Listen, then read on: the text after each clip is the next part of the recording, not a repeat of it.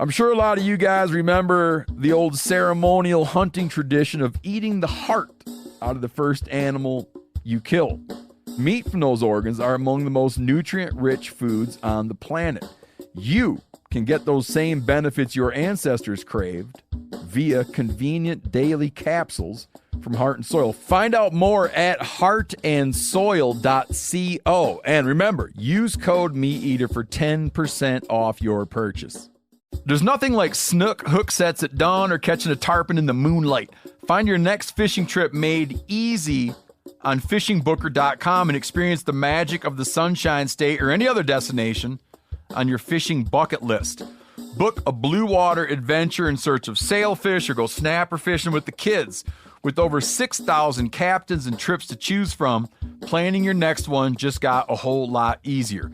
Download the Fishing Booker app on the Google Play or App Store or visit them online at fishingbooker.com to book your trip today.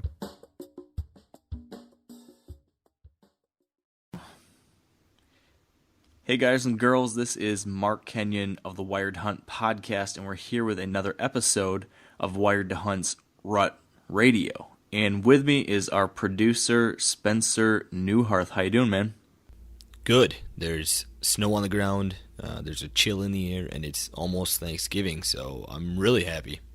Yeah, this is the weather and like the feeling of hunting that I think a lot of us have been waiting for. Because it's been a pretty warm November in a lot of places, don't you think?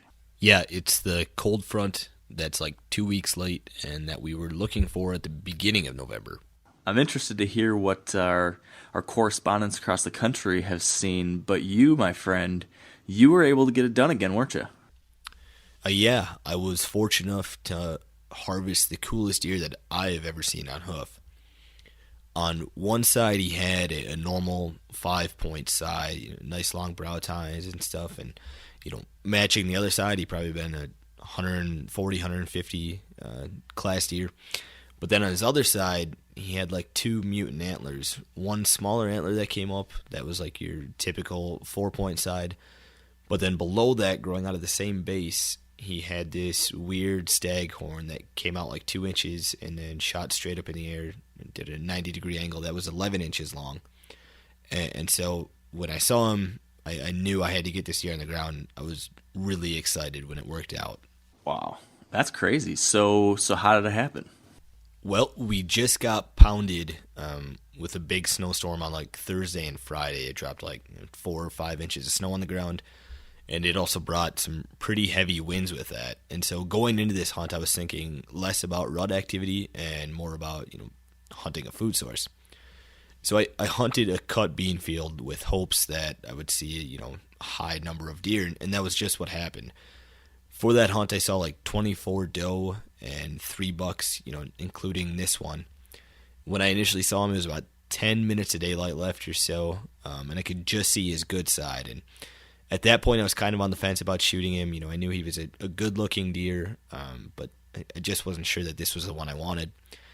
And then when he gave me a better view, I could only pick up half of what was going on the other side. And I thought, no, I'm not going to shoot this deer. But then he eventually moved a little bit closer, and I could get the full picture and see, all the junk he had going on. I thought, okay, this is the buck for me. And I was really excited then when it worked out, because initially I had him at like 200 yards, and that was when I decided I was not going to shoot. But he worked his way all the way into 45 yards. That was kind of when I got the idea of what this deer really was. And 45 yards with a scoped rifle, that's a chip shot. It's like 5 yards with your bow. So it couldn't have worked out any better. That's awesome. And so those bucks, were they just out there feeding? They weren't paying attention to the does at all? Yeah, there wasn't too much rut activity there. I did see one of the younger bucks leave his group of does to go bother a different group of does. But they shut him down pretty quickly, so then he moved back to the group that he had came out of this draw with. But it really seemed like mostly the deer were focused on food. Okay, interesting.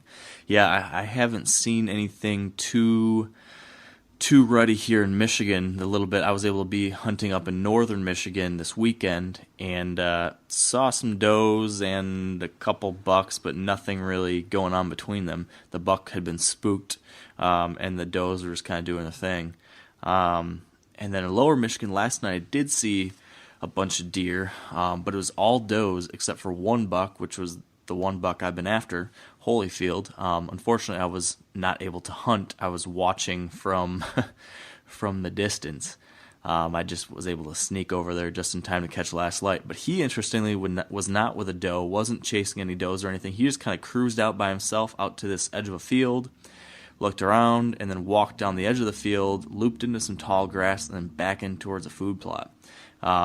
So, I think we're kind of reaching that point where most of the does have probably been bred, and now you just have these occasional few stragglers that are probably coming into estrus, and when those do happen, I think the activity will pick up, but I don't know if it's going to be anything like it was, 2 weeks ago when it comes to chasing and seeking, but I don't know, I guess I'm not the one to ask about that. You are, because you've been talking to everyone, right? Yeah, well, this episode again felt like one from mid-October where we were talking about how weather-driven the deer activity was then, thanks to the warm weather. But this time it's a lot different. We started off talking to Justin Czar in Illinois with bowhunting.com, and he had talked about how he thinks this little bit of cold is going to get the deer moving good again. And then we went to Jason Reed in New York, and he was dealing with some t-shirt weather like a week ago. And then all of a sudden that turned into a blizzard, and that really shut down the deer activity for him. Then we went to Georgia and talked to Lindsey Thomas Jr., and he was on the complete other end of the spectrum. He was talking about how warm and dry it is down there, and if you have a good food source right now, like a food plot that actually survived, or some good water for the deer, that would be key. And then we went to Mark Kaiser in Nebraska from Deer and Deer Hunting TV, and his report was similar to Jason Reed. He had talked about how he was hunting in like 60 or 70 degree weather that then turned into this nasty cold and wind. So we're definitely at a point where the weather is very important, that the rut no longer trumps all.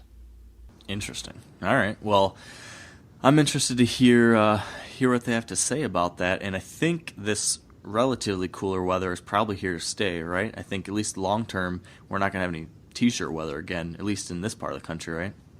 Right, but if you are somewhere in the Midwest that just got hit with snow, it looks like it won't be here too much longer. I see in South Dakota, for example, there's some 50-degree days coming up next week, and then even a little bit of rain today. That blanket of snow is going to be gone pretty quickly.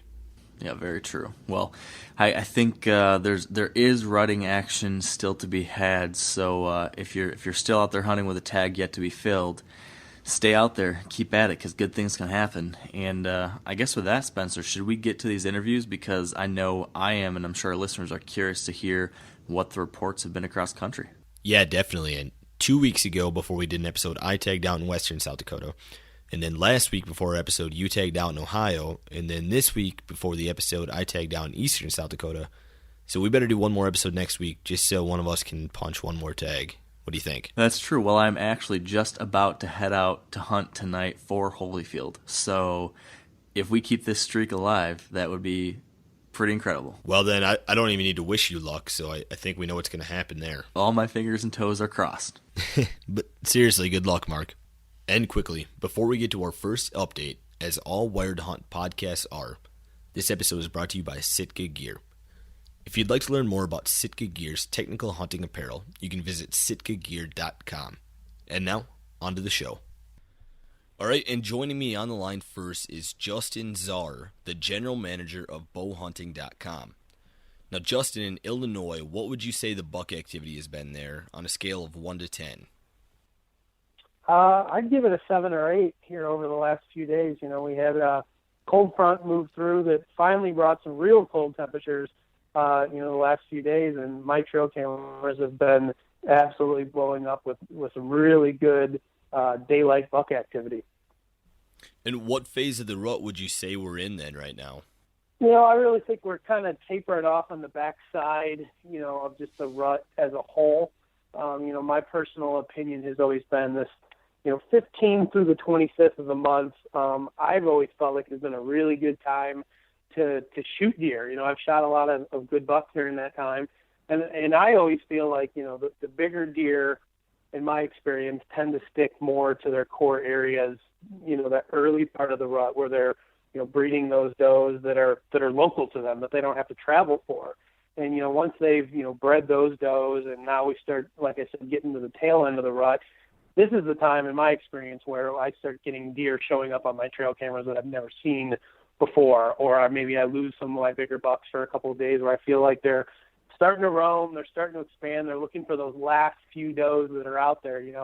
They're a hot commodity right now, these hot does, and, the bucks are really looking for them. So, we're definitely tapering off, but I think we've got another few days of, pretty good buck daylight activity. I mean, I had one of the deer on one of the farms that I hunt. It's pushing almost 600 acres, and I had that deer on 4 different trail cameras during daylight, in some cases almost a mile away within an hour. So, I mean, he was covering some serious ground over the weekend, looking for those last few does. And, like, if you're looking to fill a tag right now, like you said, through the 25th you think is a great time, what are you looking for? Are you trying to find does? Are you looking for buck bedding? Is it food source time yet?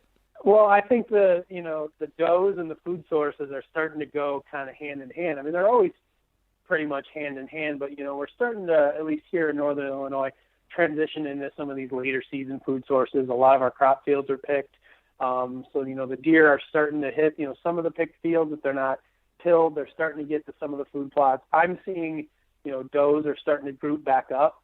A friend of mine that I hunt with saw a group of 6 or 8 does together on Sunday morning, which we haven't seen for, a couple of weeks now while they kind of were dispersed during the rut. So as these does group back up, as they start, going to those food sources, I think that's where you're going to find these bucks, especially in the evenings. Mornings and midday, I think, you still can't go wrong with doe bedding areas. These bucks are just cruising around, getting on the downwind side of those bedding areas and looking for any hot does that are left. So, that's what I'm going to be doing the next couple of days, is trying to key in on, where these does are living now, where they're feeding, and try to get in there. How about in this coming week or so, Justin, what do you think the buck activity is going to be then on a scale of 1 to 10?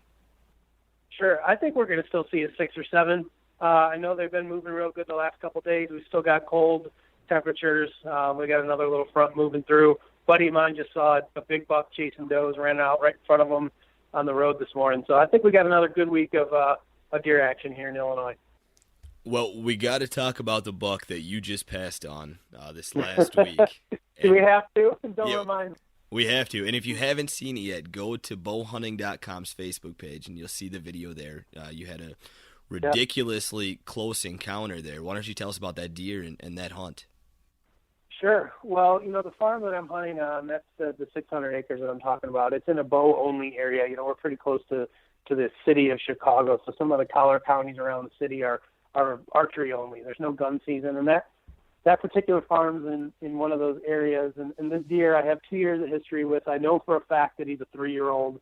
And like a lot of people out there, I mean, eventually at some point in my life, I'd like to kill a big deer, or at least have an opportunity to chase one. It seems like you bounce from farm to farm and place to place every year. There's always 1 or 2 respectable deer around, but trying to find those big, world-class type deer, it's a hard thing to do. So, my hunting partner, Mike, and I identified this buck has, awesome potential. He's probably mid-150s as a 3-year-old, great mass, awesome brow tines. He's just got everything you want, in potential for an animal. And even though he would have been my second or maybe first biggest deer that I've ever shot with a bow, we made the decision during the summer when we had velvet pictures of him that we were going to try to let him go another year. You risk the neighbor shooting him, you risk getting hit by a car, EHD, killed by coyotes. I mean, any one of a number of things can happen to him, but if you don't pass an animal like that, you're never going to have an opportunity to chase him when he's 170, 180, 190. So this deer's got the potential to get there. So, man, I tell you, he walked by me at 10 yards on Sunday morning, and I grabbed my bow only for the purpose of turning on my Tacticam to film him with the Tacticam. I never even gave it a second thought of trying to draw back. And, having trail camera pictures of this deer, a multitude of them for several years, and knowing that I was going to pass him if I saw him certainly made that decision a lot easier. I got some other farms with some younger and smaller deer that I probably would shoot. It seems kind of counterintuitive to pass a 150 and go shoot a 130, but that farm, that deer, he got a pass. Yeah, well, I hope I'm talking to you a year from now and he messes up for you then. I hope so too, man. I really do. I think that, in my interview. That was either the smartest decision I've ever made or the dumbest decision I've ever made, but we'll find out a year from now. Yeah, exactly. Well, good luck with the rest of your hunt, and thanks for your time, Justin. No problem. Thanks, Spencer. All right, and joining me on the line next is the Marketing Communications Director from Crossman, Jason Reed. Now, Jason, in New York, what would you say the rut activity has been there on a scale of 1 to 10? Well, for everyone but me, it seems to be somewhere around 7 or 8. I got a lot of friends that have had a great couple of weeks. It's been pretty tough for me, but I know that through the first 2 weeks, the first 10 days especially, activity was pretty high, and a lot of chasing, a lot of classic road activity. But we had a lot of up and down weather, which definitely pushed a lot of things into the night, into the nocturnal state. Pushed a lot of bucks nocturnal, a lot of that classic road activity, and especially we just got hit with a giant storm here, so that's locked down a lot of activity. And so, in particular, in this last week or so, what stage of the rut do you think they're in New York area? It's kind of interesting because my dad shot a buck on Thursday. I think it was the 17th, and that buck was seeking. He was on a trail some does that had gone through in the dark, and so he was up on his feet, following their trail. I think as the weekend progressed, it seemed more reminiscent of maybe some lockdown activity because during, on opening day of rifle, I saw, 2 bucks that were completely alone. And so it's kind of hard to say. It seems like I said, especially because we had this giant storm hit, tough to say exactly which stage they're at. Because I've seen them, bucks solo to bucks chasing in the last 5 days. So, and talking more about that storm, what was the weather like during that, and coming out of that storm now, what do you think that will do to the deer activity? Yeah, well, it was interesting because, Saturday morning was opening of rifle. Well, actually, let me back up a little bit. So Friday, my dad was sitting for doe and had a big, 130-inch 8-point, basically locked down a doe behind the stand. And so he backed out and called me, and I took the long way around into the stand. And I sat. I had no food. I wasn't expecting to sit all day, so I snuck into this tree stand. The deer were only 125 yards behind me. And I spent, close to 8 hours in that tree, and they did not move. And it was 60 degrees out. So we get into Saturday morning. I walked in my tree stand in my shorts. And the first couple of hours were extremely warm. One of our guys shot a big 9-pointer. And then all of a sudden the storm hit, and we had winds that were probably between 30 and 40 miles an hour. It got cold and, into the 20s, driving snow. And we had trees breaking all around us, and that forced the deer and just to bed up. And so the only way we were able to get any action was to push them. Don't love doing pushes, but they work, from a strategic standpoint. And that was really the only way we were able to do it, was by scooching, still hunting and doing drives. And we jumped up a couple that were bedded up in the, in the big blowdowns. I think what that's going to do right now for the next couple of days while this storm's coming through, I think those deer are going to be, they're really just going to sit tight and sit near food and not move much until it breaks towards the end of the week. How about going forward in this next week or so? What do you think the buck activity will be then? Well, I think, like I said, once the storm breaks, I think you're going to see a flurry of activity basically from Wednesday through Thanksgiving weekend. I think the activity in general is just going to spike because they're going to be they're just basically on lockdown until the storm passes. So I think you're going to see an uptick in all deer activity. I think probably I would wager closer to a 7 or an 8 on that scale. Probably just because of how bad the storm is right now, I'm going to focus on sources going forward. All right, Jason. Well, I hope your season turns around for you then, and good luck with the rest of the year. Thanks for your time. Thank you, Spencer. All right, and joining me on the line next is Lindsey Thomas, the Communications Director of QDMA. Now, Lindsey, in northern Georgia, what would you say the buck activity has been there on a scale of 1 to 10 in this last week or so? Spencer, I'm going to say 4. So 4, that's pretty low, it seems like, or is that normal for this time of year there?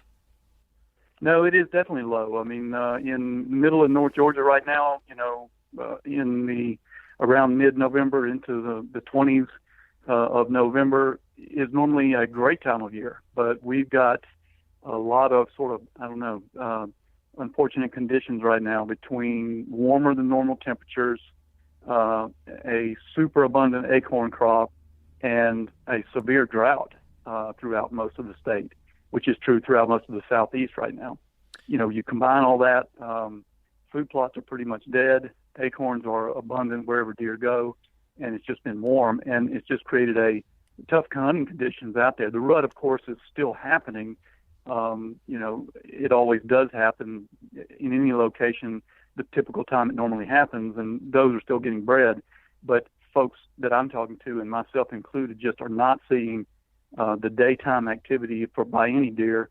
What little is being seen right now is younger bucks that are trailing does or maybe doing a little chasing, but for the most part, it is, by and large, everybody I know and my hunting experience it is a slow season right now.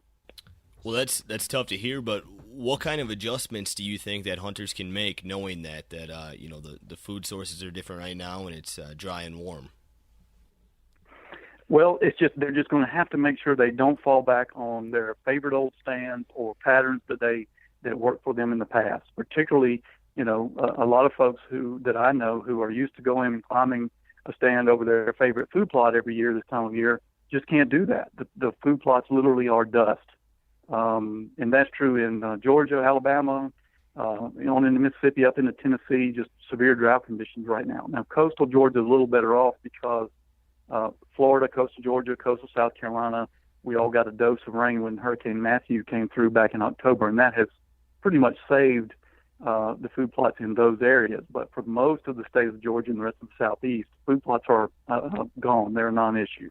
And there's not even enough moisture for anybody to try to replant, really, and none in the forecast. So going to a food plot or, hunting patterns that were based around food plots this year is just out of the, don't do it.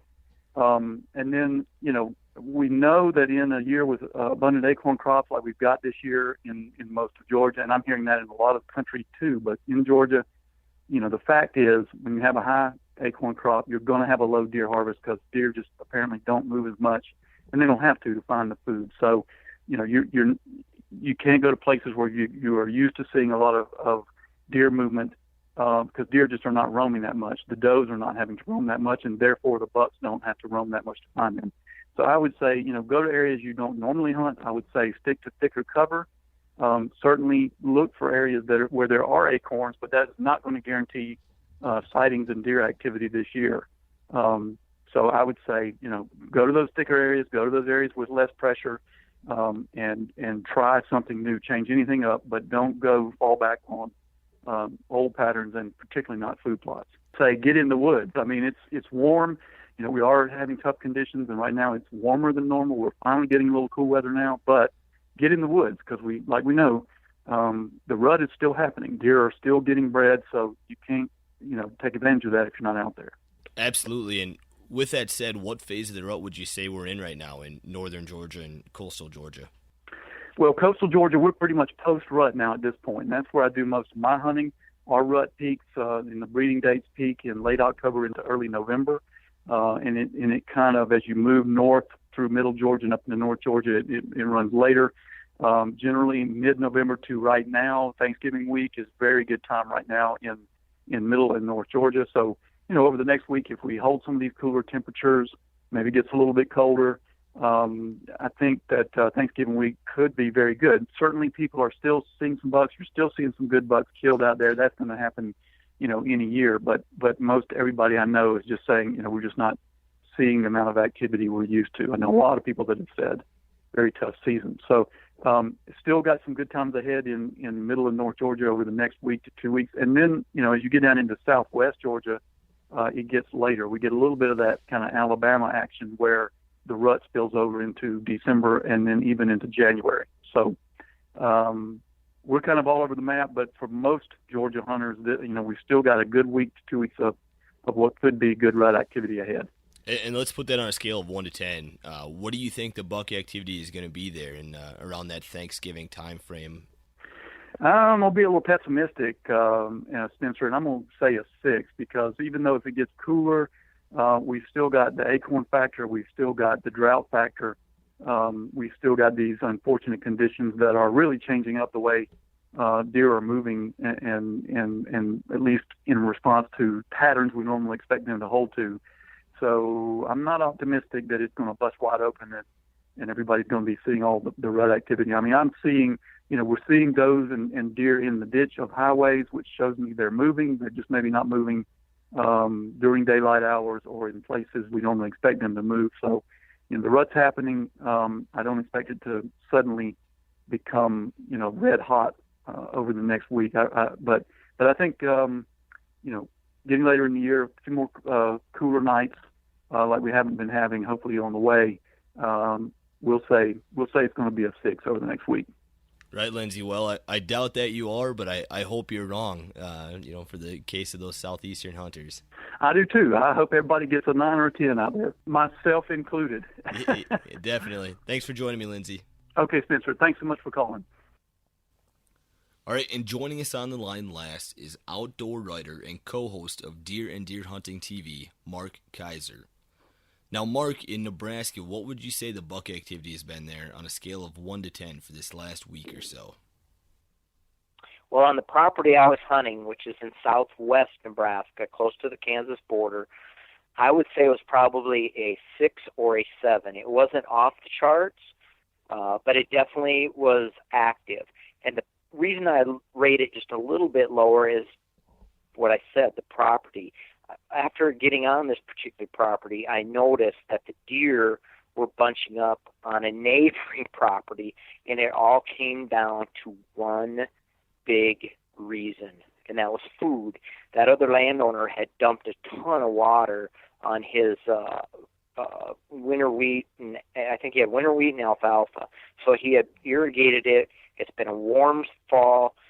There's been a lot of growth going on, and the deer were bunching up on that side of the river, on that side of the property, and we were just getting residual traffic because of that on the property we were hunting. And so what phase of the rut would you then say that we're in? Well, the phase of the rut at this point, and when I was in Nebraska just 3 days ago, is definitely peak breeding. They're breeding. In fact, some of them are wrapped up. Some of these does are actually going back to their fawns, regrouping. But the lockdown period, as many people like to describe it, is probably on the way out right now. Lockdown was just a few days ago. A lot of the does are beginning to move back to their family groups. Like I said, pick up their fawns again. So you're going to see some of these older bucks cruise a little bit more, a little bit further. And one of the things over my, I don't even want to say how many years I've been hunting because it'll age me, but over my many years of hunting, I see is that Thanksgiving, particularly Thanksgiving Day, because I hunt a lot on Thanksgiving Day, those older bucks will do a little more cruising and leaving their safe zones, leaving their sanctuaries. So you may pick up the buck of a lifetime that you've never seen before in the next 3, 4, 5, 6 days because he's trying to get that one last doe bred, and he'll leave his home territory to do it. This time of year, then, would you say that there are any calling techniques that are effective? Calls can work any time during the rut. But what I find as the rutting and the breeding winds down is these bigger bucks especially become less susceptible to calling. Over Thanksgiving, I've spent a lot of time in Montana. It seems to be one of the places I end up always at Thanksgiving hunting, a couple of days before, over Thanksgiving, a couple of days after. And what I usually end up rattling in at that time and calling in are 3.5-year-olds. It just seems like they're supercharged. They're the rock and rollers of the whitetail world. 4.5-year-olds to some extent too, but you're just calling in more of those younger deer. It's rare to call in a big mature deer. He's tired. He doesn't want to fight. He's just looking for a little bit of love, and he's looking for some food, starting to think about food and the winter ahead. Now, that area that you were in, the weather could be pretty variable there this time of year. I imagine you could have a 70-degree day or you could have a blizzard. At this phase of the rut, do you think that factors into buck movement? Oh, absolutely it does. But at the same time, they're wanting to go out and breed. So we had that exact scenario when I was in Nebraska. We started out hunting in temperatures that were in the 60s. It may even got to 70 the first day I was there. But the last day I was there, or the second to last day, it snowed, and temperatures were down around 20, and then we stayed the next morning. I had to drive to Montana, but we stayed for one morning, and it was 12 degrees. And on that 12-degree morning, which would have been the 19th of November, there was just a lot of movement going on right then. So, yes, those whitetail bucks, you just got to remember, and does, are wearing their parkas at this time of the year. They cannot predict if we're going to have an a warm fall, over above average warmth, but they always plan for cold. So they grow that parka, they have to wear it, and if you get 60-degree temperatures especially, it gets uncomfortable for them to move. So they'll lay down a lot more than they will when it's 30, 40, even into the low 50s. I think I've seen some stuff around 55 degrees. Once it gets above that, it's when the deer traffic starts going down because they're just too hot. What about going forward then in that area? What do you think the buck activity will be there in this next week or so on a scale of 1 to 10? You're going to definitely see it going down, and so I would say I'd say it's rated at a 5. Now, not only is it going to go down because of the rut is winding down, but also because there's been so much hunting pressure. You know, these deer have been hunted one way, shape, or another in many of these areas of the Midwest, the central part of the United States, from September on. And the gun season just wrapped up on Sunday in Nebraska, which you've been asking me about. So they had a 9-day season. Those deer got chased. In Montana, where I'm at now, these deer have been hunted with bow and arrow since September and guns since the third week of October. So they've had a month of hard rifle hunting on them. That makes a big difference, and I'm seeing it right now here in Montana. These deer do not want to come out on these fields until the last 5 to 10 minutes of light. The big bucks, they come out and they'll chase, but they're just not cruising in the open. I'm sure they're doing it in these timbered bottoms. I've been a little bit leery about going into some of because I'm just new to this area. It's a new area I'm hunting, so I haven't really felt like I had the knowledge to go in and tear it up in the timber, but they're definitely not coming out on the fields until the last few minutes of shooting light. Right on. Well, that's some great intel, Mark, and thanks for your time, and good luck for the rest of the season. All right. Thank you, and good hunting, everyone. And that concludes this week's episode of Wired Hunt's Rut Radio. Make sure you subscribe to the podcast and give us a rating, and follow Wired Hunt on Facebook, Twitter, and Instagram. And you can follow me on Twitter and Instagram at Spencer Newharth. Thanks for listening, and have a happy Thanksgiving. I'm sure a lot of you guys remember the old ceremonial hunting tradition of eating the heart out of the first animal you kill. Meat from those organs are among the most nutrient-rich foods on the planet. You can get those same benefits your ancestors craved via convenient daily capsules from Heart and Soil. Find out more at heartandsoil.co. And remember, use code MeatEater for 10% off your purchase. You ever get that feeling the walls closing in, the concrete jungle suffocating you? You crave some wide open spaces, the chance to connect with nature, maybe in a spot all your own. Well, head over to land.com. They've got ranches, forests, mountains, streams, you name it. Search by acreage. You can search by location. You can search by the kind of hunting and fishing you're dreaming of. Land.com. It is where the adventure begins.